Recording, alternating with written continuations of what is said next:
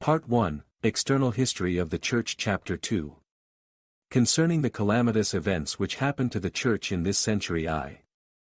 In the beginning of this century there were no laws in force against the Christians, for the Senate had annulled the cruel edicts of Nero, and Nerva had abrogated the sanguinary laws of his predecessor Domitian. But notwithstanding this, a horrid custom prevailed of persecuting the Christians, and even of putting them to death, as often as a bloody priesthood, or an outrageous populace, set on by them, demanded their destruction. Hence it happened, that even under the reign of the good Trajan, popular clamors were raised against the Christians, many of whom fell victims to the rage of a merciless multitude.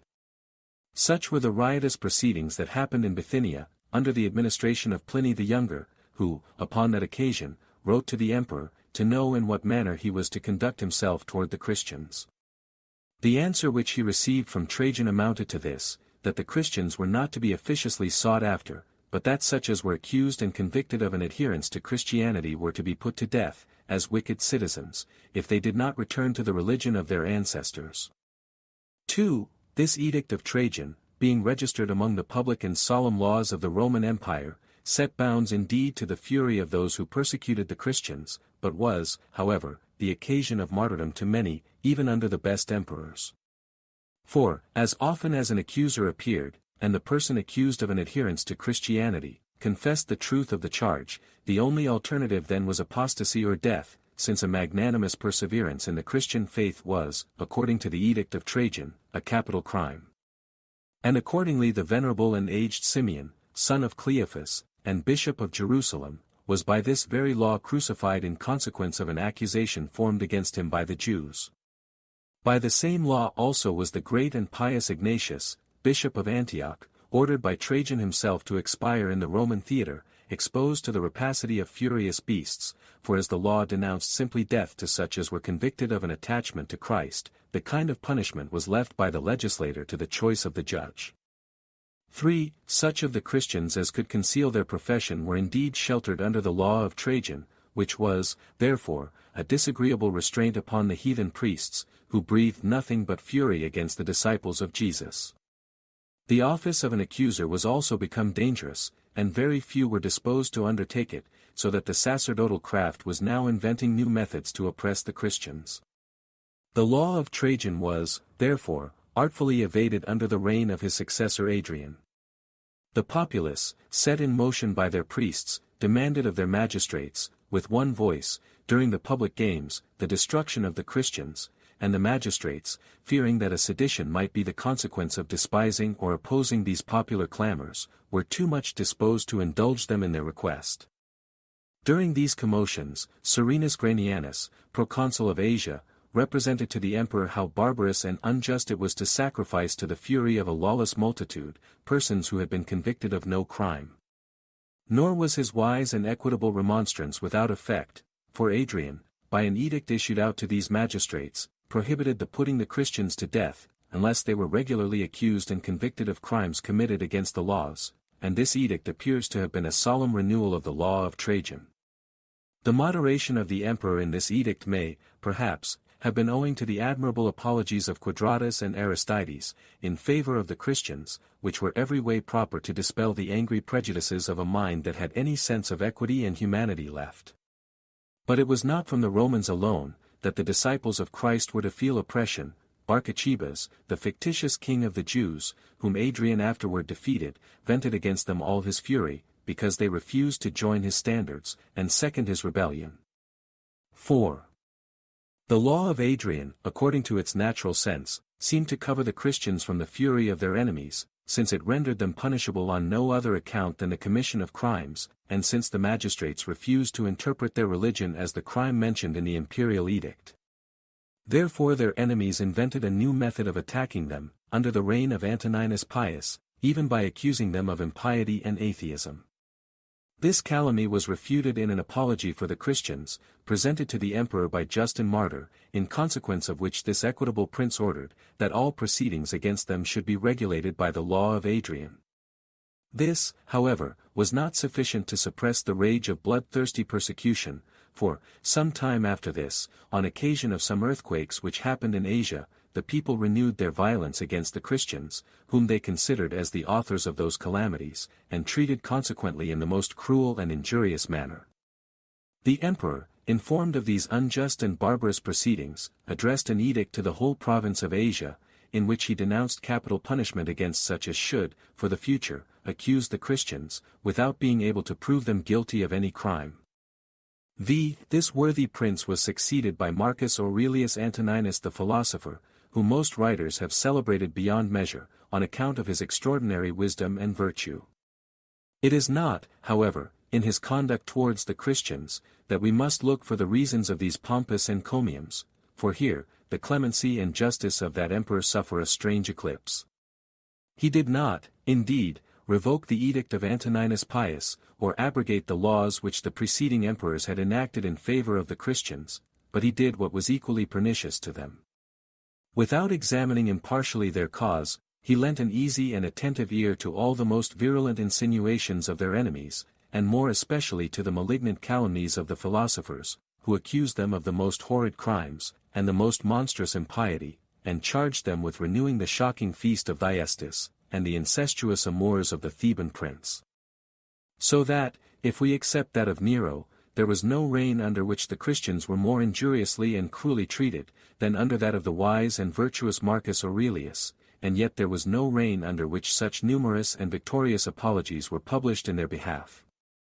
Those which Justin, Martyr, Athenagoras, and Tatian drew up, upon this occasion, are still extant. 6. This emperor issued out against the Christians, whom he regarded as a vain, obstinate, and vicious set of men, edicts, which, upon the whole, were very unjust, though we do not know, at this distance of time, their particular contents. In consequence of these imperial edicts, the judges and magistrates received the accusation which even slaves, and the vilest of the perjured rabble, brought against the followers of Jesus. And the Christians were put to the most cruel tortures, and were condemned to meet death in the most barbarous forms, notwithstanding their perfect innocence, and their persevering in solemn denial of the horrid crimes laid to their charge. The imperial edicts were so positive and express against inflicting punishment upon such of the Christians as were guilty of no crime, that the corrupt judges, who through motives of interest or popularity, desired their destruction, were obliged to suborn false accusers to charge them with actions, that might bring them within the reach of the laws. Hence many fell victims to cruel superstition and popular fury, seconded by the corruption of a wicked magistracy, and the connivance of a prince, who, with respect to one set of men, forgot the principles of justice and clemency which directed his conduct towards all others. Among these victims, there were many men of illustrious piety, and some of eminent learning and abilities, such as the holy and venerable Polycarp, Bishop of Smyrna, and Justin Martyr, so deservedly renowned for his erudition and philosophy. Many churches, particularly those of Lyons and Vienne, were almost entirely destroyed during this violent persecution, which raged in the year 177, and will be an indelible stain upon the memory of the prince by whose order it was carried on. 7. During the reign of Commodus, the Christians suffered very little, no general persecution raged against them, and any cruelties they endured were confined to a small number, who had newly abandoned the pagan superstitions. But the scene changed towards the latter end of this century, when Severus was declared emperor. Then Asia, Egypt, and the other provinces, were dyed with the blood of martyrs, as appears from the testimonies of Tertullian, Clemens of Alexandria, and other writers. Those therefore are not to be followed, who affirmed, that the Christians suffered nothing under Severus before the beginning of the 3rd century, which was distinguished by the cruel edicts of this emperor against their lives and fortunes. For, as the imperial laws against the Christians were not abrogated, and the iniquitous edicts of Trajan and Marcus Antoninus were still in force, there was a door, of consequence, open to the fury and injustice of corrupt magistrates, as often as they were pleased to exercise them upon the Church. It was this series of calamities, under which it groaned toward the conclusion of the 2nd century, which engaged Tertullian to write his Apology, and several other books, in defense of the Christians. 8. It is very easy to account for the sufferings and calamities with which the disciples of Jesus were loaded, when we consider how they were blackened and rendered odious by the railings, the calumnies, and libels of the heathen priests, and the other defenders of a corrupt and most abominable system of superstition. The injurious imputations, the horrid charges of which we took notice above, are mentioned by all those who have written in defense of the Christians, and ought, indeed, to stand always upon record, as a proof both of the weakness and wickedness of their adversaries. Nothing can be more frivolous and insignificant than the objections which the most famous defenders of paganism oppose to the truth of Christianity at this time, and such as desire a convincing proof of this assertion, have only to read the arguments of Celsus on that subject. This philosopher wrote against the Christians during the reign of Adrian, and was admirably refuted, in the following century, by Origen, who represents him as an Epicurean, a mistake which has been almost generally followed, whereas it appears, with the utmost probability, that he was a Platonic philosopher of the sect of Ammonius. Be that as it will, Celsus was a trifling caviller, as is manifest from the answer of Origen, nor do his writings against Christianity serve any other purpose, than to show his malignant and illiberal turn of mind. Fronto the rhetorician, and Crescens the cynic philosopher, made also some wretched attempts against Christianity. The efforts of the former are only known by the mention that is made of them by Minucius Felix, and the enterprises of the latter were confined to a vehement zeal for the ruin of the Christians, and a virulent persecution of Justin Martyr, which ended in the cruel death of that eminent saint. Part 2. Internal History of the Church Chapter 1, concerning the state of letters and philosophy during this century I. Under the reign of Trajan, letters and philosophy came forth from the retreat where they had languished during the savage tyranny of his predecessors, and, by the auspicious protection of this excellent prince, were in some measure restored to their former luster. This happy revolution in the Republic of Letters was indeed but of a short duration, as it was not supported by the following emperors, who were, for the most part, averse to literary pursuits. Even Marcus Antoninus, who surpassed them all in learning, gave protection and encouragement to the Stoics alone, and after the example of that supercilious sect, treated the arts and sciences with indifference and contempt. And here we see the true reason why the writers of this century are, in general, so much inferior to those of the former, in point of elegance and purity, eloquence and taste. 2. It must be observed, at the same time, that this degeneracy of erudition and taste did not amount to an utter extinction of the one and the other. For even in this century, there were, both among the Greeks and Romans, men of eminent genius and abilities, who set off, in the most advantageous manner, the learning of the times in which they lived. Among the learned Grecians, the first place is due to Plutarch, a man of vast erudition, whose knowledge was various, but indigested, and whose philosophical taste was corrupted by the skeptical tenets of the academics. There were likewise, in all the more considerable cities of the Roman Empire, rhetoricians, sophists, and grammarians, who, by a variety of learned exercises, seemed zealous in forming the youth to their arts of eloquence and declamation, and in rendering them fit, by their talents and their acquisitions, to be useful to their country. But the instruction acquired in these schools was more specious than solid, and the youth who received their education in them, distinguished themselves at their entrance upon the active stage of life, more by empty declamation, than by true eloquence, more by pompous erudition, than by wisdom and dexterity in the management of public affairs. The consequence of this was, that the rhetoricians and sophists, though agreeable to the corrupt taste of the times, which was, generally speaking, incapable of perceiving the native charms of truth, yet fell into contempt among the prudent and the wise, who held in derision the knowledge and education that were acquired in their auditories. Beside the schools now mentioned, there were two public academies in the empire, the one at Rome, founded by Adrian, in which all the sciences were taught, and the other at Berytus in Phoenicia, which was principally destined for the education of the youth in the science of law.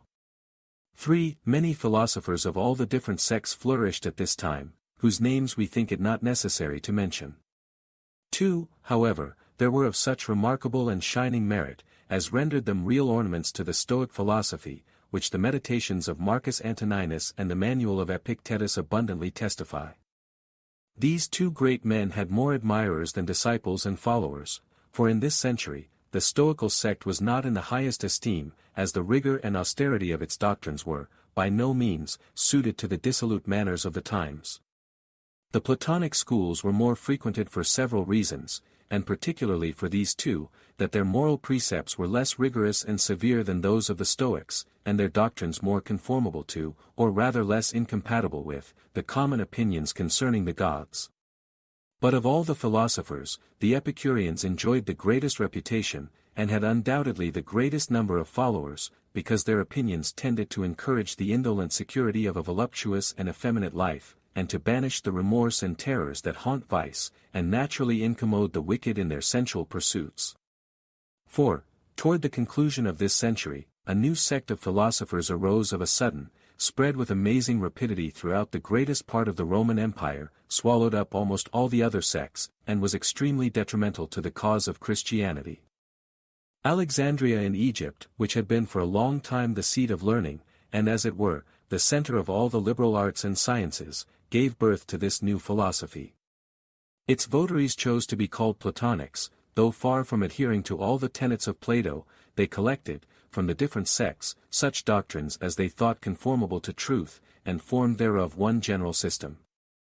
The reason then, why they distinguished themselves by the title of Platonics, was, that they thought the sentiments of Plato, concerning that most noble part of philosophy, which has the deity, and things invisible, for its objects, much more rational and sublime, than those of the other philosophers. What gave to this new philosophy a superior air of reason and dignity, was the unprejudiced spirit of candor and impartiality on which it seemed to be founded. This recommended it particularly to those real sages, whose inquiries were accompanied with wisdom and moderation, and who were sick of those arrogant and contentious sects, which required an invariable attachment to their particular systems.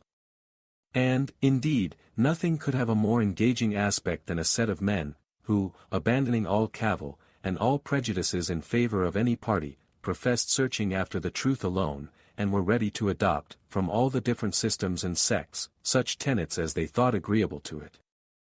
From hence also they were called eclectics. It is, however, to be observed, that though these philosophers were attached to no particular sect, yet they preferred, as appears from a variety of testimonies, the sublime Plato to all other sages, and approved of the most of his opinions concerning the deity, the universe, and the human soul. 6. This new species of Platonism was embraced by such of the Alexandrian Christians as were desirous to retain, with the profession of the gospel, the title, the dignity, and the habit of philosophers. It is also said to have had the particular approbation of Athenagoras, Pantaenus, Clemens the Alexandrian, and all those who, in this century, were charged with the care of the public school, which the Christians had at Alexandria. These sages were of opinion that true philosophy, the greatest and most salutary gift of God to mortals, was scattered in various portions through all the different sects, and that it was, consequently, the duty of every wise man, and more especially of every Christian doctor, to gather it from the several corners, where it lay dispersed, and to employ it, thus reunited, in the defense of religion, and in destroying the dominion of impiety and vice. The Christian eclectics had this also in common with the others, that they preferred Plato to the other philosophers, and looked upon his opinions concerning God, the human soul, and things invisible, as conformable to the spirit and genius of the Christian doctrine. 7. This philosophical system underwent some changes, when Ammonius Saccas, who taught, with the highest applause, in the Alexandrian school, about the conclusion of this century, laid the foundations of that sect which was distinguished by the name of the New Platonics. This learned man was born of Christian parents, and never, perhaps, gave up entirely the outward profession of that divine religion in which he had been educated. As his genius was vast and comprehensive, so were his projects bold and singular. For he projected a general reconciliation or coalition of all sects, whether philosophical or religious, and taught a doctrine, which he looked upon as proper to unite them all, the Christians not excepted, in the most perfect harmony. And herein lies the difference between this new sect and the eclectics, who had, before this time, flourished in Egypt. The eclectics held, that in every sect there was a mixture of good and bad, of truth and falsehood, and accordingly, they chose and adopted out of each of them, such tenets as seemed to them conformable to reason and truth, and rejected such as they thought repugnant to both. Ammonius, on the contrary, maintained, that the great principles of all philosophical and religious truth were to be found equally in all sects, that they differed from each other only in their method of expressing them, and in some opinions of little or no importance, and that, by a proper interpretation of their respective sentiments, they might easily be united into one body. It is further to be observed, that the propensity of Ammonius to singularity and paradox, led him to maintain, that all the Gentile religions, and even the Christian, were to be illustrated and explained by the principles of this universal philosophy, but that, in order to this, the fables of the priests were to be removed from paganism, and the comments and interpretations of the disciples of Jesus from Christianity. 8. This arduous design, which Ammonius had formed of bringing about a coalition of all the various philosophical sects, and all the different systems of religion that prevailed in the world, required many difficult and disagreeable things in order to its execution. Every particular sect and religion must have several of its doctrines curtailed or distorted, before it could enter into the general mass. The tenets of the philosophers, the superstitions of the heathen priests, the solemn doctrines of Christianity, were all to suffer in this cause, and forced allegories were to be subtly employed in removing the difficulties with which it was attended. How this vast project was effected by Ammonius, the writings of his disciples and followers, that yet remain, abundantly testify. In order to the accomplishing his purpose, he supposed that true philosophy derived its origin, and its consistence from the Eastern nations, that it was taught to the Egyptians by Hermes, that it was brought from them to the Greeks, by whose vain subtleties, and litigious disputes, it was rendered somewhat obscure and deformed, but was, however, preserved in its original purity by Plato, who was the best interpreter of Hermes, and of the other Oriental sages. He maintained, that all the different religions that prevailed in the world, were, in their original integrity, conformable to the genius of this ancient philosophy, but that it unfortunately happened, that the symbols and fictions, under which, according to the Eastern manner, the ancients delivered their precepts and their doctrines, were, in process of time, erroneously understood both by priests and people in a literal sense, that, in consequence of this, the invisible beings and demons, whom the supreme deity had placed in the different parts of the universe, as the ministers of his providence, were, by the suggestions of superstition, converted into gods, and worshipped with a multiplicity of vain ceremonies. He therefore insisted, that all the religions of all nations should be restored to their original purity, and reduced to their primitive standard, viz. the ancient philosophy of the East, and he affirmed, that this his project was agreeable to the intentions of Jesus Christ, whose sole view, in descending upon earth, was to set bounds to the reigning superstition, to remove the errors that had crept into the religions of all nations, but not to abolish the ancient theology from whence they were derived.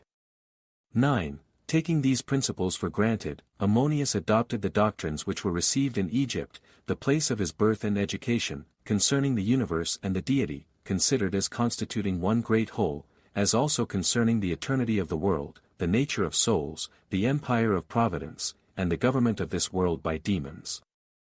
For it is more evident, that the Egyptian philosophy, which was said to be derived from Hermes, was the basis of that of Ammonius, or, as it is otherwise called, of modern Platonism, and the book of Jamblichus, concerning the mysteries of the Egyptians, puts the matter beyond dispute. Ammonius, therefore, associated the sentiments of the Egyptians with the doctrines of Plato, which was easily done by adulterating some of the opinions of the latter, and forcing his expressions from their obvious and natural sense. And, to finish this conciliatory scheme, he so interpreted the doctrines of the other philosophical and religious sects, by the violent succors of art, invention, and allegory, that they seemed, at length, to bear some resemblance of the Egyptian and Platonic systems. To this monstrous coalition of heterogeneous doctrines, its fanatical author added a rule of life and manners which carried an aspect of high sanctity and uncommon austerity. He, indeed, permitted the people to live according to the laws of their country, and the dictates of nature, but a more sublime rule was laid down for the wise. They were to raise above all terrestrial things, by the towering efforts of holy contemplation, those souls whose origin was celestial and divine.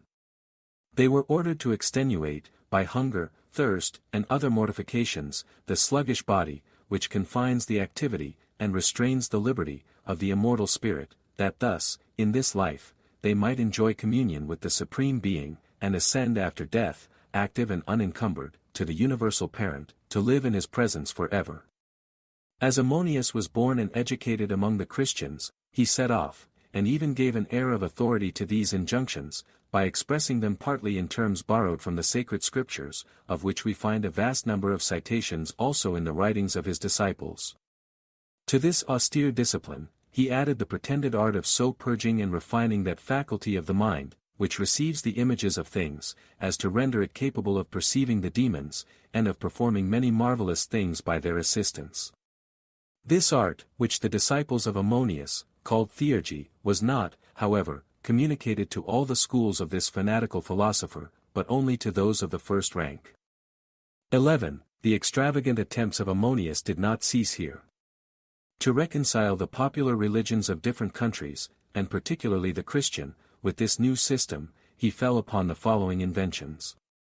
He turned into a mere allegory the whole history of the gods, and maintained that those beings, whom the priests and people dignified with this title, were no more than celestial ministers, to whom a certain kind of worship was due, but a worship inferior to that which was to be reserved for the supreme deity. He acknowledged Christ to be a most excellent man, the friend of God, the admirable Theurge. He denied, however, that Jesus designed to abolish entirely the worship of demons, and of the other ministers of divine providence, and affirmed, on the contrary, that his only intention was to purify the ancient religion, and that his followers had manifestly corrupted the doctrine of their divine master.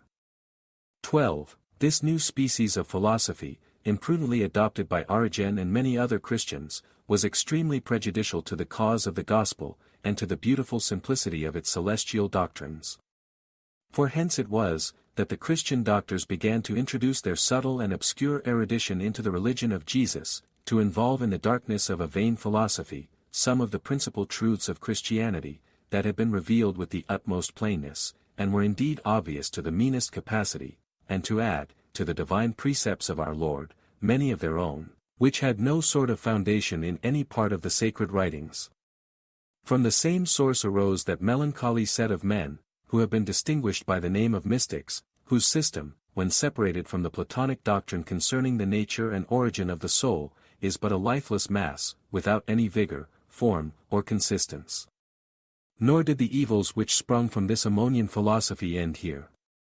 For, under the specious pretext of the necessity of contemplation, it gave occasion to that slothful and indolent course of life which continues to be led by myriads of monks in cells, and sequestered from society, to which they are neither useful by their instructions, nor by their examples. To this philosophy we may trace, as to their source, a multitude of vain and foolish ceremonies, proper only to cast a veil over truth, and to nourish superstition, and which are for the most part, religiously observed by many, even in the times in which we live. It would be endless to enumerate all the pernicious consequences that may be justly attributed to this new philosophy, or rather to this monstrous attempt to reconcile falsehood with truth, and light with darkness. 13. The number of learned men among the Christians, which was very small in the preceding century, grew considerably in this. Among these there were few rhetoricians, sophists, or orators. The most part were philosophers attached to the eclectic system, though they were not at all of the same sentiments concerning the utility of letters and philosophy. Those, who were themselves initiated into the depths of philosophy, were desirous that others, particularly such as aspired to the offices of bishops or doctors, should apply themselves to the study of human wisdom, in order to their being the better qualified for defending the truth with vigor, and instructing the ignorant with success. Others were of a quite different way of thinking upon this subject, and were for banishing all argumentation and philosophy from the limits of the Church, from a notion that erudition might prove detrimental to the true spirit of religion. Hence the early beginnings of that unhappy contest between faith and reason, religion and philosophy, piety and genius, which increased in the succeeding ages, and is prolonged even to our times, with a violence that renders it extremely difficult to be brought to a conclusion. Those who maintained that learning and philosophy were rather advantageous than detrimental to the cause of religion, gained, by degrees, the ascendant, and, in consequence thereof, laws were enacted, which excluded the ignorant and illiterate from the office of public teachers. The opposite side of the question was not, however, without defenders, and the defects and vices of learned men and philosophers contributed much to increase their number, as will appear in the progress of this history. Chapter 2. Concerning the doctors and ministers of the Church, and the form of its government. The form of ecclesiastical government, whose commencement we have seen in the last century, was brought in this, to a greater degree of stability and consistence. One inspector, or bishop, presided over each Christian assembly, to which office he was elected by the voices of the whole people. In this post he was to be watchful and provident, attentive to the wants of the Church, and careful to supply them. To assist him in this laborious province, he formed a council of presbyters, which was not confined to any fixed number, and to each of these he distributed his task, and appointed a station in which he was to promote the interests of the Church. To the bishops and presbyters, the ministers, or deacons, were subject, and the latter were divided into a variety of classes, as the different exigencies of the Church required. 2. During a great part of this century, the Christian churches were independent on each other, nor were they joined together by association, confederacy, or any other bonds but those of charity. Each Christian assembly was a little state, governed by its own laws, which were either enacted, or at least approved by the society. But, in process of time, all the Christian churches of a province were formed into one large ecclesiastical body, which like confederate states, assembled at certain times, in order to deliberate about the common interests of the whole. This institution had its origin among the Greeks, with whom nothing was more common than this confederacy of independent states, and the regular assemblies which met, in consequence thereof, at fixed times, and were composed of the deputies of each respective state. But these ecclesiastical associations were not long universal. 3. These councils, of which we find not the smallest trace before the middle of this century, changed the whole face of the Church, and gave it a new form, for by them the ancient privileges of the people were considerably diminished, and the power and authority of the bishops greatly augmented. The humility, indeed, and prudence of these pious prelates prevented their assuming all at once the power with which they were afterward invested. At their first appearance in these general councils, they acknowledged that they were no more than the delegates of their respective churches, and that they acted in the name, and by the appointment of their people. But they soon changed this humble tone, imperceptibly extended the limits of their authority, turned their influence into dominion, and their counsels into laws, and openly asserted, at length, that Christ had empowered them to prescribe to his people authoritative rules of faith and manners. Another effect of these councils was, the gradual abolition of that perfect equality, which reigned among all bishops in the primitive times. For the order and decency of these assemblies required, that some one of the provincial bishops met in council, should be invested with a superior degree of power and authority, and hence the rights of metropolitans derived their origin. In the meantime, the bounds of the Church were enlarged, the custom of holding councils was followed wherever the sound of the gospel had reached, and the universal Church had now the appearance of one vast republic, formed by a combination of a great number of little states. This occasioned the creation of a new order of ecclesiastics, who were appointed in different parts of the world, as heads of the Church, and whose office it was to preserve the consistence and union of that immense body, whose members were so widely dispersed throughout the nations.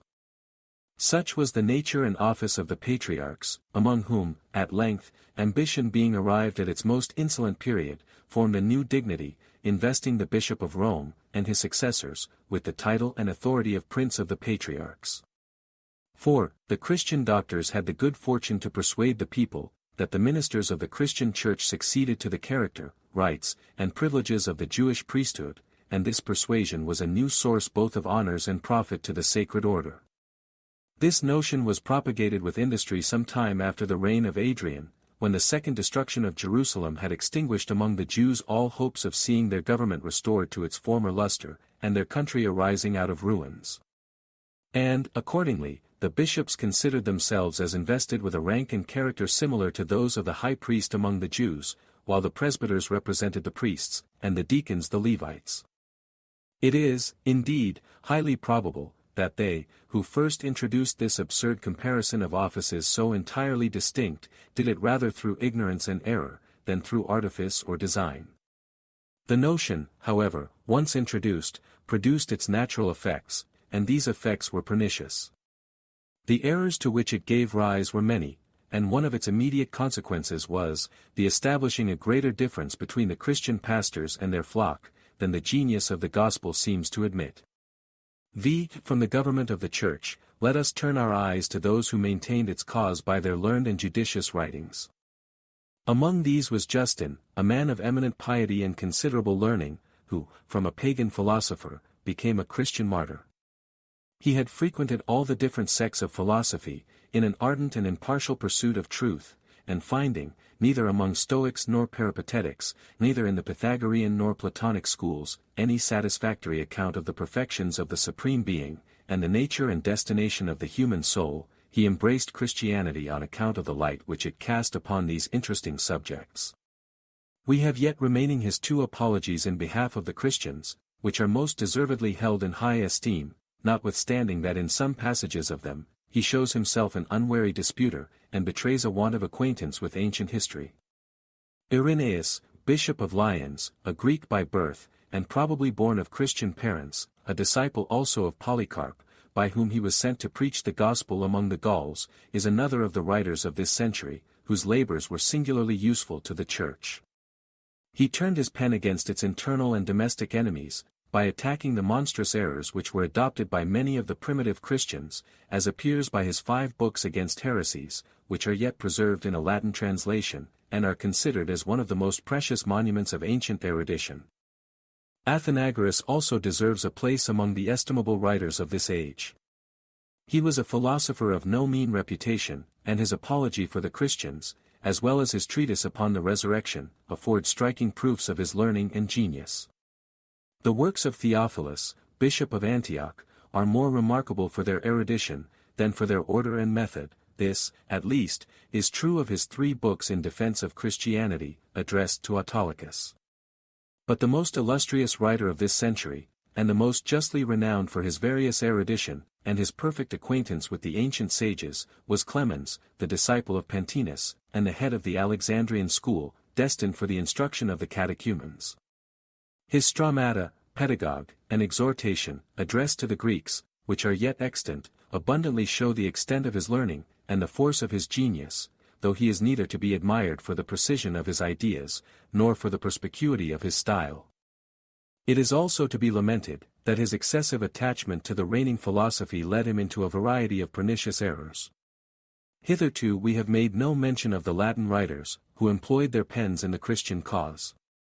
And indeed, the only one of any note, we find in this century, is Tertullian, by birth a Carthaginian, who, having first embraced the profession of the law, became afterward a presbyter of the Church, and concluded by adopting the heretical visions of Montanus. He was a man of extensive learning, of a fine genius, and highly admired for his elocution in the Latin tongue. We have several works of his yet remaining, which were designed to explain and defend the truth, and to nourish pious affections in the hearts of Christians. There was, indeed, such a mixture in the qualities of this man, that he was endowed with a great genius, but seemed deficient in point of judgment. His piety was warm and vigorous, but, at the same time, melancholy and austere. His learning was extensive and profound, and yet his credulity and superstition were such as might have been expected from the darkest ignorance. And with respect to his reasonings, they had more of that subtlety that dazzles the imagination, than of that solidity that brings light and conviction to the mind. Part 2. Internal History of the Church Chapter 3. Concerning the doctrine of the Christian Church in this century I. The Christian system, as it was hitherto taught, preserved its native and beautiful simplicity, and was comprehended in a small number of articles. The public teachers inculcated no other doctrines than those that are contained in what is commonly called the Apostles' Creed, and, in the method of illustrating them, all vain subtleties, all mysterious researches, everything that was beyond the reach of common capacities, were carefully avoided. This will by no means appear surprising to those who consider that, at this time, there was the least controversy about those capital doctrines of Christianity, which were afterwards so keenly debated in the Church, and who reflect that the bishops of these primitive times were, for the most part, plain and illiterate men, remarkable rather for their piety and zeal than for their learning and eloquence. 2. This venerable simplicity was not, however, of long duration. Its beauty was gradually effaced by the laborious efforts of human learning and the dark subtleties of imaginary science. Acute researches were employed upon several religious subjects, concerning which ingenious decisions were pronounced, and, what was worst of all, several tenets of a chimerical philosophy were imprudently incorporated into the Christian system. This disadvantageous change, this unhappy alteration of the primitive simplicity of the Christian religion, was chiefly owing to two reasons, the one drawn from pride, and the other from a sort of necessity. The former was the eagerness of certain learned men to bring about a union between the doctrines of Christianity and the opinions of the philosophers, for they thought it a very fine accomplishment to be able to express the precepts of Christ in the language of philosophers, civilians, and rabbins. The other reason that contributed to alter the simplicity of the Christian religion was the necessity of having recourse to logical definitions and nice distinctions, in order to confound the sophistical arguments which the infidel and the heretic employed, the one to overturn the Christian system, and the other to corrupt it. These philosophical arms, in the hands of the judicious and wise, were both honorable and useful to religion, but when they came to be handled by every ignorant and self-sufficient meddler, as was afterward the case, they produced nothing but perplexity and confusion, under which genuine Christianity almost disappeared. 3. Many examples might be alleged which verify the observations we have now been making, and, if the reader is desirous of a striking one, he has only to take a view of the doctrines which began to be taught in this century concerning the state of the soul after the dissolution of the body. Jesus and his disciples had simply declared that the souls of good men were, at their departure from their bodies, to be received into heaven, while those of the wicked were to be sent to hell, and this was sufficient for the first disciples of Christ to know, as they had more piety than curiosity, and were satisfied with the knowledge of this solemn fact, without any inclination to penetrate its manner or to pry into its secret reasons. But this plain doctrine was soon disguised when Platonism began to infect Christianity. Plato had taught that the souls of heroes, of illustrious men, and eminent philosophers alone ascended, after death, into the mansions of light and felicity, while those of the generality, weighed down by their lusts and passions, sunk into the infernal regions, from whence they were not permitted to emerge before they were purified from their turpitude and corruption. This doctrine was seized with avidity by the Platonic Christians and applied as a commentary upon that of Jesus.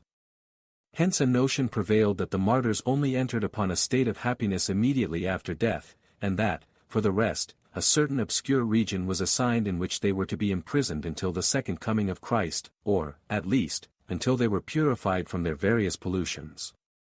This doctrine, enlarged and improved upon by the irregular fancies of injudicious men, became a source of innumerable errors, vain ceremonies, and monstrous superstitions.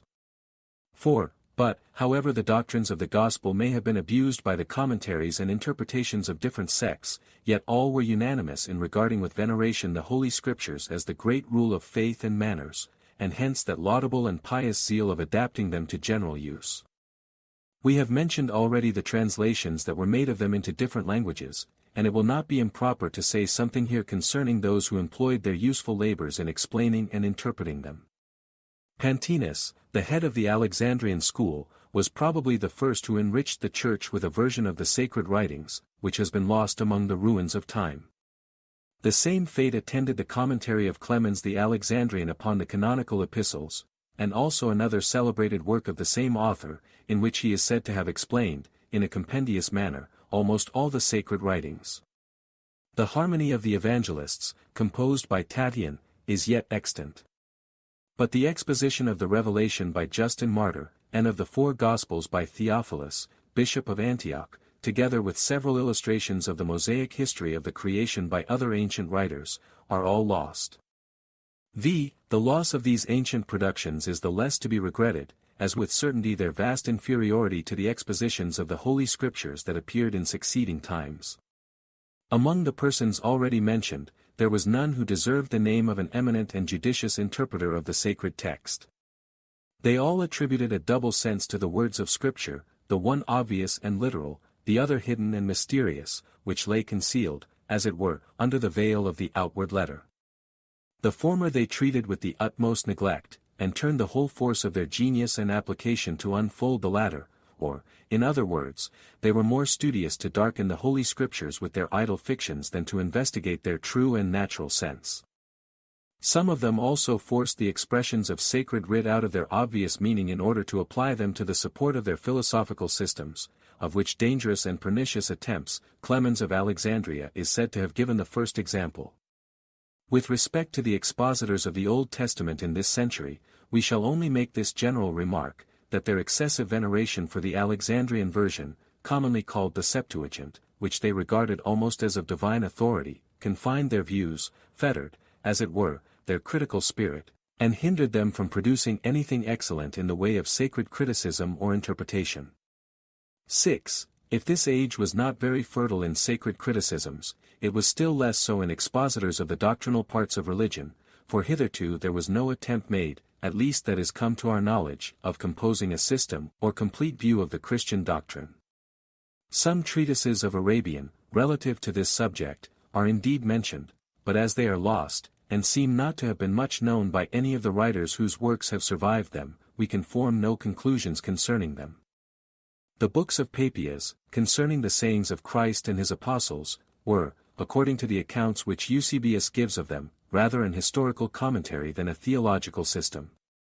Melito, bishop of Sardis, is said to have written several treatises, one concerning faith, another on the creation, a third concerning the church, and a fourth concerning truth, but it does not appear from the titles of these writings whether they were of a doctrinal or controversial nature. Several of the polemic writers, indeed, have been naturally led, in the course of controversy, to explain amply certain points of religion. But those doctrines which have not been disputed are very rarely defined with such accuracy by the ancient writers as to point out to us clearly what their opinions concerning them were. And from hence it ought not to appear surprising that all the different sects of Christians pretend to find, in the writings of the Fathers, decisions favorable to their respective tenets. 7. The controversial writers who shone in this century had three different sorts of adversaries to combat: the Jews, the pagans, and those who, in the bosom of Christianity, corrupted its doctrines and produced various sects and divisions in the Church.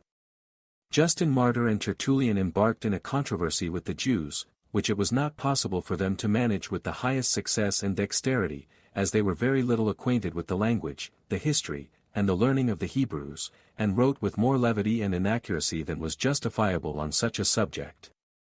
Of those who managed the cause of Christianity against the pagans, some performed this important task by composing apologies for the Christians, and others by addressing pathetic exhortations to the Gentiles.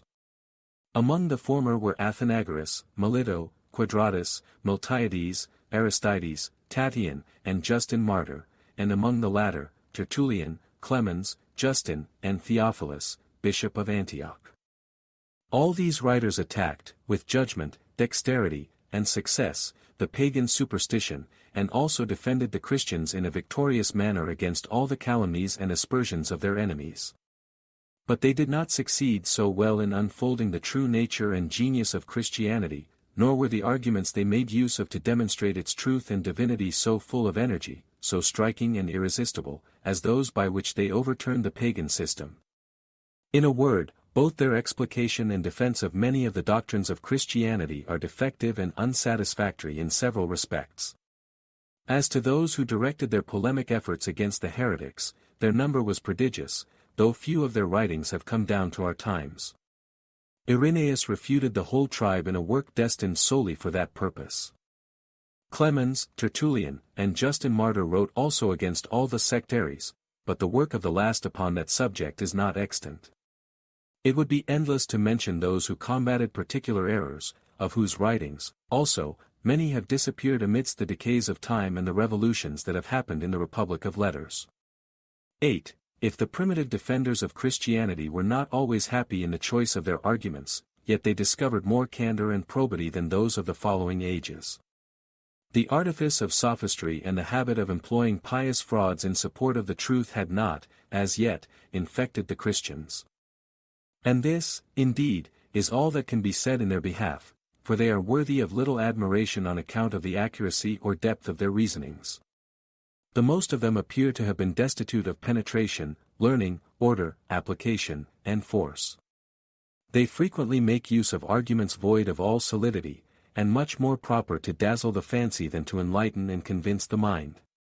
1. Laying aside the sacred writings, from whence all the weapons of religious controversy ought to be drawn, refers to the decisions of those bishops who ruled the apostolic churches. Another thinks that the antiquity of a doctrine is a mark of its truth, and pleads prescription against his adversaries, as if he was maintaining his property before a civil magistrate, than which method of disputing nothing can be more pernicious to the cause of truth. A third imitates those wrong-headed disputants among the Jews, who, infatuated with their Kabbalistic jargon, offered, as arguments, the imaginary powers of certain mystic words and chosen numbers. Nor do they seem to err who are of opinion that, in this century, that vicious method of disputing, which afterward obtained the name of economical, was first introduced. 9. The principal points of morality were treated of by Justin Martyr, or, at least, by the writer of the Epistle to Zena and Serenus, which is to be found among the works of that celebrated author. Many other writers confined themselves to particular branches of the moral system, which they handled with much attention and zeal. Thus Clemens of Alexandria wrote several treatises concerning calumny, patience, continence, and other virtues, which discourses have not reached our times. Those of Tertullian upon chastity, upon flight in the time of persecution, as also upon fasting, shows, female ornaments, and prayer, have survived the waste of time, and might be read with much fruit, were the style in which they are written less labored and difficult, and the spirit they breathe less melancholy and morose. Learned men are not unanimous concerning the degree of esteem that is due to the authors now mentioned and the other ancient moralists. Some represent them as the most excellent guides in the paths of piety and virtue, while others place them in the very lowest rank of moral writers, consider them as the very worst of all instructors, and treat their precepts and decisions as perfectly insipid and, in many respects, pernicious. We leave the determination of this point to such as are more capable of pronouncing decisively upon it than we pretend to be. It, however, appears to us incontestable that, in the writings of the primitive fathers, there are several sublime sentiments, judicious thoughts, and many things that are naturally adapted to form a religious temper and to excite pious and virtuous affections, while it must be confessed, on the other hand, that they abound still more with precepts of an excessive and unreasonable austerity, with stoical and academical dictates, vague and indeterminate notions, and, what is yet worse, with decisions that are absolutely false and in evident opposition to the precepts of Christ. Before the question mentioned above, concerning the merit of the ancient fathers as moralists, be decided, a previous question must be determined, viz. What is meant by a bad director in point of morals? And, if by such a person be meant one who has no determinate notion of the nature and limits of the duties incumbent upon Christians, no clear and distinct ideas of virtue and vice, who has not penetrated the spirit and genius of those sacred books to which alone we must appeal in every dispute about Christian virtue, and who, in consequence thereof, fluctuates often in uncertainty or falls into error in explaining the divine laws, though he may frequently administer sublime and pathetic instruction. If, by a bad guide in morals, such a person as we have now delineated be meant, then it must be confessed that this title belongs indisputably to many of the fathers. 11. The cause of morality, and, indeed, of Christianity in general, suffered deeply by a capital error which was received in this century, an error admitted without any evil design, but yet with the utmost imprudence, and which, through every period of the Church, even until the present time, has produced other errors without number and multiplied the evils under which the gospel has so often groaned. Jesus Christ prescribed to all his disciples one and the same rule of life and manners. But certain Christian doctors, either through a desire of imitating the nations among whom they lived, or in consequence of a natural propensity to a life of austerity, which is a disease not uncommon in Syria, Egypt, and other eastern provinces, were induced to maintain that Christ had established a double rule of sanctity and virtue for two different orders of Christians. Of these rules, the one was ordinary, the other extraordinary, the one of a lower dignity, the other more sublime, the one for persons in the active scenes of life, the other for those who, in a sacred retreat, aspired after the glory of a celestial state. In consequence of this wild system, they divided into two parts all those moral doctrines and instructions which they had received either by writing or tradition. One of these divisions they called precepts, and the other counsels. They gave the name of precepts to those laws that were universally obligatory upon all orders of men, and that of counsels to those that related to Christians of a more sublime rank, who proposed to themselves great and glorious ends and breathed after an intimate communion with the Supreme Being. 12. This double doctrine produced, all of a sudden, a new set of men who made profession of uncommon degrees of sanctity and virtue and declared their resolution of obeying all the counsels of Christ, in order to their enjoying communion with God here, and also that, after the dissolution of their mortal bodies, they might ascend to him with the greater facility and find nothing to retard their approach to the supreme center of happiness and perfection. They looked upon themselves as prohibited the use of things which it was lawful for other Christians to enjoy, such as wine, flesh, matrimony, and commerce. They thought it their indispensable duty to extenuate the body by watchings, abstinence, labor, and hunger. They looked for felicity in solitary retreats, in desert places, where, by severe and assiduous efforts of sublime meditation, they raised the soul above all external objects and all sensual pleasures. Both men and women imposed upon themselves the most severe tasks, the most austere discipline, all which, however the fruit of pious intention, was, in the issue, extremely detrimental to Christianity. These persons were called ascetics, exercitators, and philosophers, nor were they only distinguished by their title from other Christians, but also by their garb. In this century, indeed, such as embraced this austere kind of life submitted themselves to all these mortifications in private, without breaking asunder their social bonds or withdrawing themselves from the concourse of men. But, in process of time, they retired into deserts, and, after the example of the Essenes and Therapeutae, they formed themselves into certain companies. 13. Nothing is more obvious than the reasons that gave rise to this austere sect. One of the principal was the ill-judged ambition of the Christians to resemble the Greeks and Romans, many of whose sages and philosophers distinguished themselves from the generality by their maxims, by their habit, and, indeed, by the whole plan of life and manners which they had formed to themselves, and by which they acquired a high degree of esteem and authority. It is also well known that, of all these philosophers, there were none whose sentiments and discipline were so well received by the ancient Christians as those of the Platonics and Pythagoreans, who prescribed in their lessons 2 rules of conduct, one for the sages, who aspired to the sublimest heights of virtue, and another for the people, involved in the cares and hurry of an active life. The law of moral conduct which the Platonics prescribed to the philosophers was as follows: the soul of the wise man ought to be removed to the greatest possible distance from the contagious influence of the body.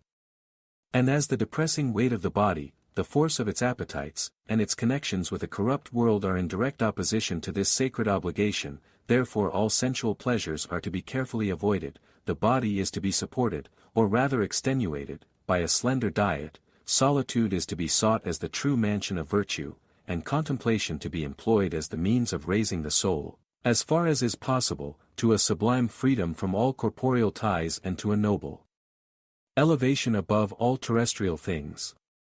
The person who lives in this manner shall enjoy, even in the present state, a certain degree of communion with the Deity, and when the corporeal mass is dissolved, shall immediately ascend to the sublime regions of felicity and perfection, without passing through that state of purification and trial that awaits the generality of mankind. It is easy to perceive that this rigorous discipline was a natural consequence of the peculiar opinions which these philosophers, and some others that resembled them, entertained concerning the nature of the soul, the influence of matter, the operations of invisible beings or demons, and the formation of the world. And as these opinions were adopted by the more learned among the Christians, it was but natural that they should embrace also the moral discipline which flowed from them. 14. There is a particular consideration that will enable us to render a natural account of the origin of those religious severities of which we have been now speaking, and that is drawn from the genius and temper of the people by whom they were first practiced. It was in Egypt that this morose discipline had its rise, and it is observable that that country has, in all times, as it were by an immutable law or disposition of nature, abounded with persons of a melancholy complexion and produced, in proportion to its extent, more gloomy spirits than any other part of the world. It was here that the Essenes and the Therapeutae, those dismal and gloomy sects, dwelt principally, long before the coming of Christ, as also many others of the ascetic tribe, who, led by a certain melancholy turn of mind and a delusive notion of rendering themselves more acceptable to the Deity by their austerities, withdrew themselves from human society and from all the innocent pleasures and comforts of life. From Egypt, this sour and unsociable discipline passed into Syria and the neighboring countries, which also abounded with persons of the same dismal constitution with that of the Egyptians, and from thence, in process of time, its infection reached to the European nations. Hence the celibacy of the priestly order, the rigor of unprofitable penances and mortifications, the innumerable swarms of monks that refused their talents and labors to society in the senseless pursuit of a visionary sort of perfection. Hence also that distinction between the theoretical and mystical life, and many other fancies of a like nature, which we shall have occasion to mention in the course of this history. 15. It is generally true that delusions travel in a train and that one mistake produces many. The Christians who adopted the austere system which has been already mentioned had certainly made a very false step and done much injury to their excellent and most reasonable religion.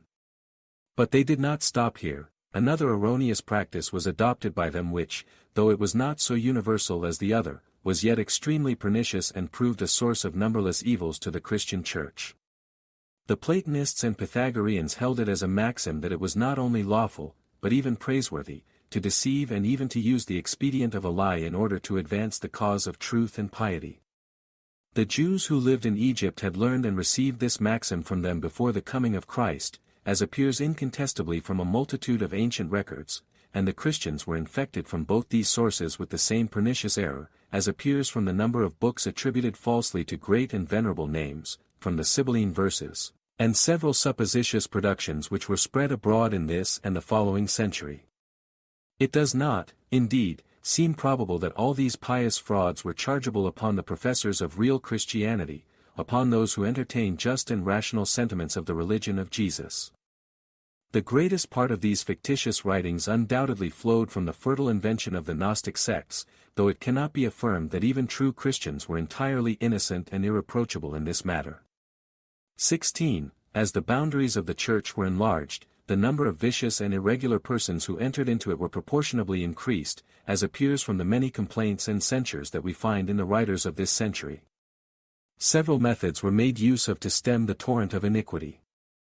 Excommunication was peculiarly employed to prevent or punish the most heinous and enormous crimes, and the crimes esteemed such were murder, idolatry, and adultery, which terms, however, we must here understand in their more full and extensive sense. In some places, the commission of any of these sins cut off irrevocably the criminal from all hopes of restoration to the privileges of church communion. In others, after a long, laborious, and painful course of probation and discipline, they were readmitted into the bosom of the Church. 17. It is here to be attentively observed that the form used in the exclusion of heinous offenders from the society of Christians was, at first, extremely simple. A small number of plain, yet judicious rules made up the whole of this solemn institution, which, however, was imperceptibly altered, enlarged by an addition of a vast multitude of rites, and new modeled according to the discipline used in the heathen mysteries. Those who have any acquaintance with the singular reasons that obliged the Christians of those ancient times to be careful in restraining the progress of vice will readily grant that it was incumbent upon the rulers of the Church to perfect their discipline and to render the restraints upon iniquity more severe. They will justify the rulers of the primitive Church in their refusing to restore excommunicated members to their forfeited privileges before they had given incontestable marks of the sincerity of their repentance. Yet still it remains to be examined whether it was expedient to borrow from the enemies of the truth the rules of this salutary discipline and thus to sanctify, in some measure, a part of the heathen superstition. But, however delicate such a question may be, when determined with a view to all the indirect or immediate consequences of the matter in debate, the equitable and candid judge will consider principally the good intention of those from whom these ceremonies and institutions proceed and will overlook the rest from a charitable condescension and indulgence to human weakness. Chapter 4. Of the ceremonies used in the Church during this century.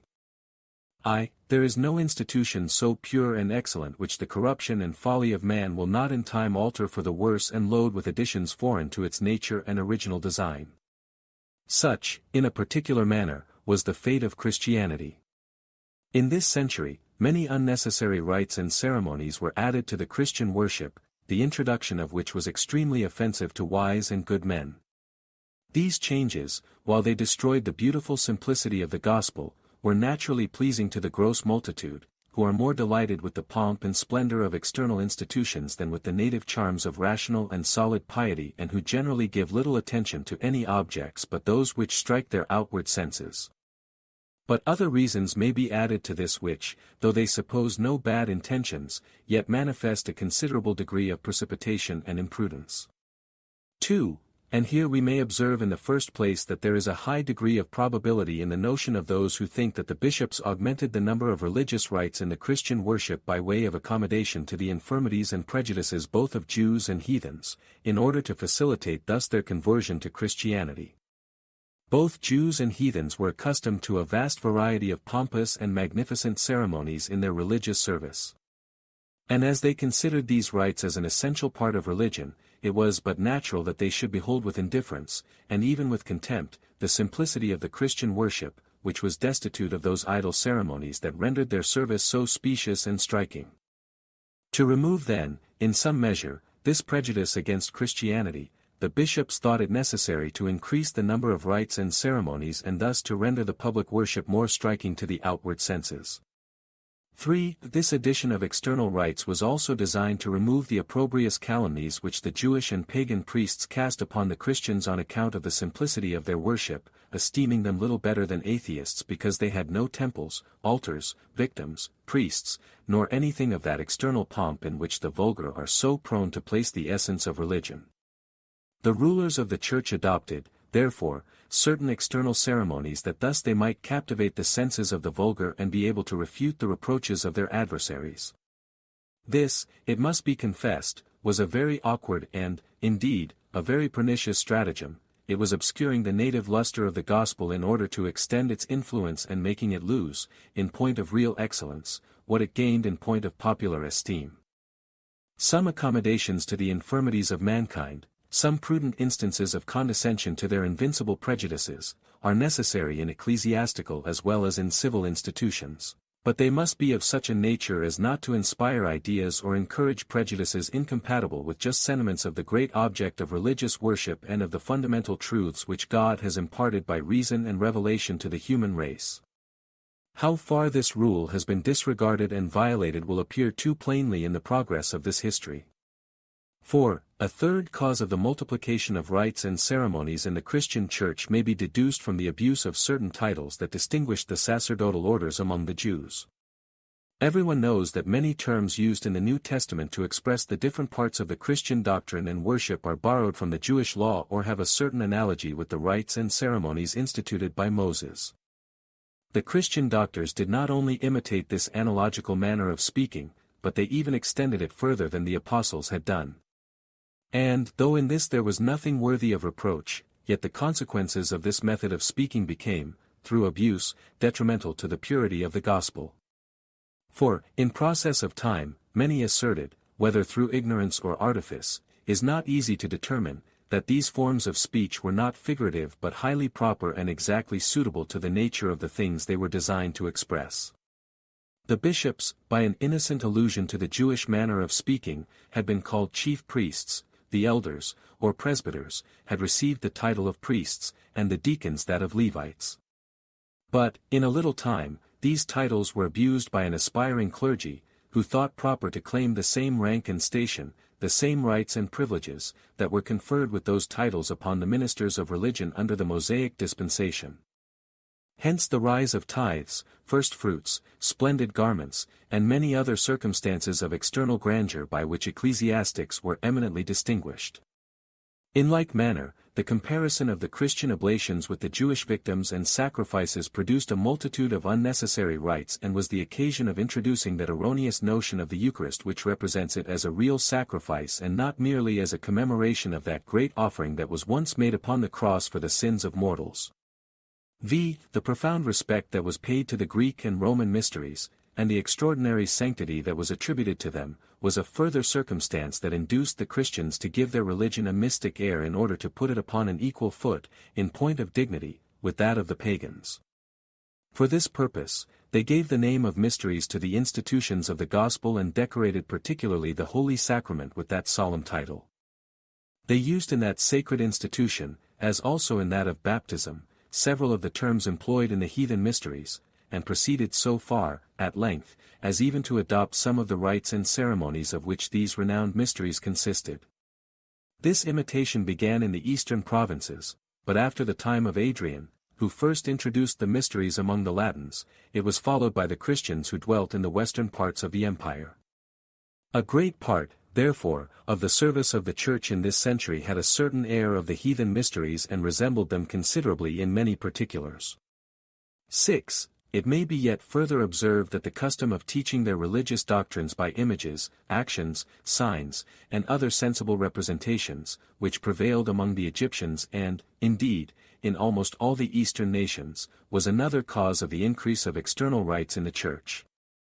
As there were many persons of narrow capacities whose comprehension scarcely extended beyond sensible objects, the Christian doctors thought it advisable to instruct such in the essential truths of the gospel by placing these truths, as it were, before their eyes under sensible images.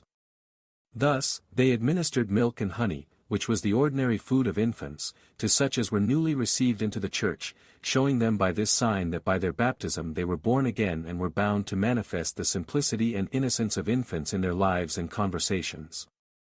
Certain military rites were borrowed to express the new and solemn engagements by which Christians attached themselves to Christ as their leader and their chief, and the ancient ceremony of manumission was used to signify the liberty of which they were made partakers in consequence of their redemption from the guilt and dominion of sin and their deliverance from the empire of the Prince of Darkness. 7.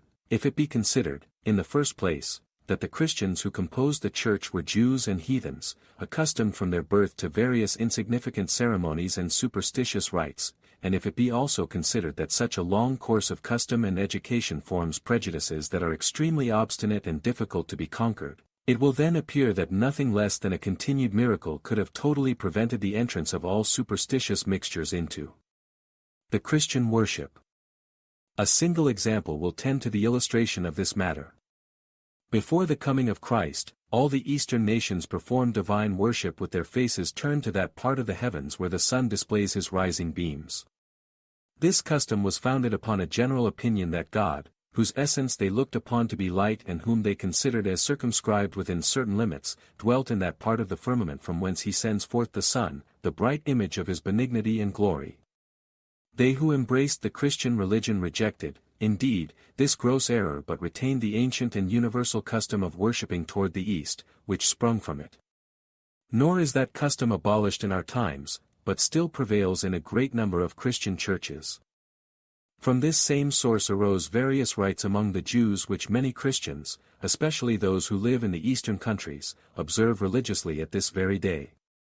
8. We shall take no more than a brief view of these rites and ceremonies, since a particular consideration of them would lead us into endless discussions and open a field too vast to be comprehended in such a compendious history as we here give of the Christian Church. The first Christians assembled for the purposes of divine worship in private houses, in caves, and in vaults where the dead were buried. Their meetings were on the first day of the week, and in some places, they assembled also upon the seventh, which was celebrated by the Jews. Many also observed the fourth day of the week, on which Christ was betrayed, and the sixth, which was the day of his crucifixion. The hour of the day appointed for holding these religious assemblies varied according to the different times and circumstances of the Church, but it was generally in the evening after sunset or in the morning before the dawn. During these sacred meetings, prayers were repeated, the Holy Scriptures were publicly read, short discourses upon the duties of Christians were addressed to the people, hymns were sung, and a portion of the oblations presented by the faithful was employed in the celebration of the Lord's Supper and the feasts of charity. 9. The Christians of this century celebrated anniversary festivals in commemoration of the death and resurrection of Christ and of the effusion of the Holy Ghost upon the apostles. The day which was observed as the anniversary of Christ's death was called the Paschal Day or Passover because it was looked upon to be the same with that on which the Jews celebrated the feast of that name. In the manner, however, of observing this solemn day, the Christians of the Lesser Asia differed much from the rest, and in a more especial manner from those of Rome. They both, indeed, fasted during the great week, so that was called in which Christ died, and afterwards celebrated, like the Jews, a sacred feast at which they distributed a paschal lamb in memory of our Saviour's Last Supper. But the Asiatic Christians kept this feast on the 14th day of the first Jewish month, at the time that the Jews celebrated their Passover, and 3 days after commemorated the resurrection of the triumphant Redeemer.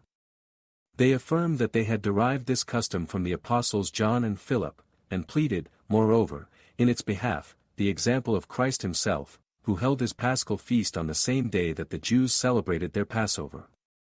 The Western churches observed a different method. They celebrated their Paschal feast on the night that preceded the anniversary of Christ's resurrection and thus connected the commemoration of the Saviour's crucifixion with that of his victory over death and the grave. Nor did they differ thus from the Asiatics without alleging also apostolic authority for what they did, for they pleaded that of St. Peter and St. Paul as a justification of their conduct in this matter.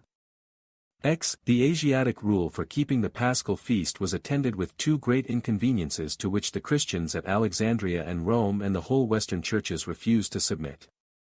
For, in the first place, as the Asiatics celebrated their festival the same day that Christ is said to have ate the Paschal lamb with his disciples, this occasioned an inevitable interruption in the fast of the Great Week, which the other churches looked upon as almost criminal, at least as highly indecent.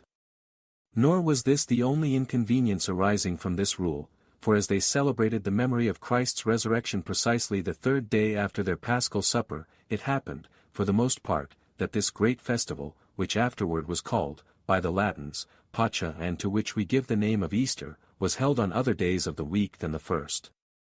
This circumstance was extremely displeasing to by far the greatest part of the Christians, who thought it unlawful to celebrate the resurrection of our Lord on any day but Sunday, as that was the day on which this glorious event happened. Hence arose sharp and vehement contentions between the Asiatic and Western Christians. About the middle of this century, during the reign of Antoninus Pius, the venerable Polycarp came to Rome to confer with Aniset, bishop of that see, upon this matter, with a view to terminate the warm disputes it had occasioned. But this conference, though conducted with great decency and moderation, was without effect. Polycarp and Aniset were only agreed in this, that the bonds of charity were not to be broken on account of this controversy, but they continued at the same time, each in their former sentiments, nor could the Asiatics be engaged by any arguments to alter the rule which they pretended to have received by tradition from St. John. 11.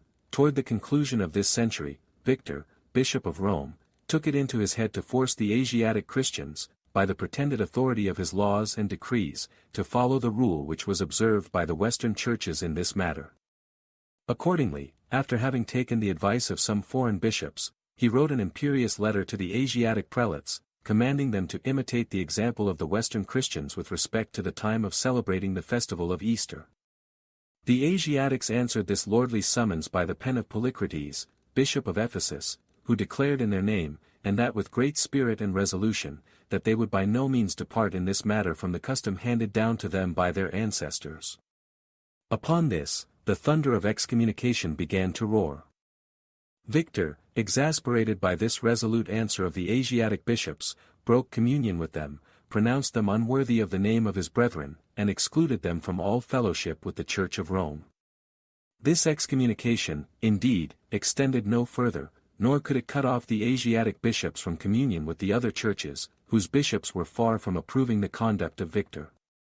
The progress of this violent dissension was stopped by the wise and moderate remonstrances which Irenaeus, Bishop of Lyons, addressed to the Roman prelate upon this occasion, in which he showed him the imprudence and injustice of the step he had taken, and also by the long letter which the Asiatic Christians wrote in their own justification. In consequence, therefore, of this cessation of arms, the combatants retained each their own customs until the 4th century, when the Council of Nice abolished that of the Asiatics and rendered the time of the celebration of Easter the same through all the Christian churches. 12.